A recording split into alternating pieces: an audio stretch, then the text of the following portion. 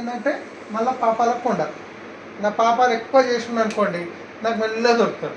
కొందరు ఉంటారు అబ్బా, కొందరు ఎట్లుంటారంటే మాట మనిషి అబ్బా, ఆయన మాట మనిషి అబ్బా, ఎవరికి అన్యాయం చేయడు, మంచి వ్యక్తి అన్నప్పుడు వాళ్ళకి తొందరగా రిజల్ట్ గ్రోత్ వస్తుంది. ఎందుకంటే వాళ్ళు మంచి మనిషి అంటే 10 మంది నుంచి మంచిగా ఆలోచించారు, వాళ్ళ దగ్గర పుణ్యం ఎక్కువ ఉంది.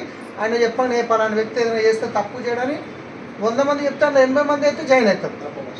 ఒకళ్ళు ఉంటారు ఇక అన్ని లంగశాతాలు చేస్తారు అనుకోండి, ఇక ఆయన చెప్తారు వింటారా, ఎవరు దొంగ రోజు ఒకటేమో చేస్తుంటాడు అని చెప్పి అంటే ఈయన పాపాలకుండా ఎక్కువ ఉంది, ఆయనకు తక్కువ ఉంది. కొందరికి 100 మందిలో దొరుకుతారు, కొందరికి 50 మందిలో దొరుకుతారు. అట్లా మన పని చెప్పుకుంటూ పోవడం. మనకు ఒక 2 వ్యక్తులు చాలు కరెక్ట్గా బిజినెస్లో. నేను గిట్ట ముందుకు వెళ్తా అంటే ఒక 2 దొరికిన ₹1,00,000 ఇన్కమ్ తీసుకోవచ్చు, 50,000 ఇన్కమ్ తీసుకోవచ్చు.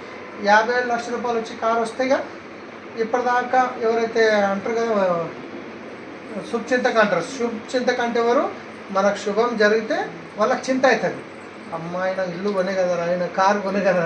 సో అప్పటికి కొందరు వస్తారు, అట్లా కొందరు వస్తారు, కొందరు రారు. అట్లా ఆయన అన్నీ అయిపోయాక రారు కొందరు. ఆయనకేదో అదృష్టం ముందు వచ్చింది, ఆయన మొండి మనిషి, ఆమె మొండి మనిషి విననేది, ఆమె రాయిలాగా చేస్తుంది కాబట్టి ఆమెకు వచ్చింది, నాకేడ వస్తుంది అంటాం. అట్లా గిట్ట ఉంటాం.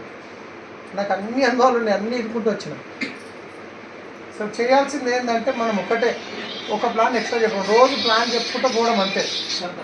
రోజు ప్లాన్ చెప్పుకుంటూ పోతే కొందరు ఇప్పుడు వస్తారు, కొందరు తర్వాత వస్తారు, కొందరు కామన్. ఇక అంతే. మీరు ఎక్కువ ఎన్ని ప్లాన్లు చెప్తే అంత తొందరగా రిజల్ట్ వస్తుంది. ఓకే.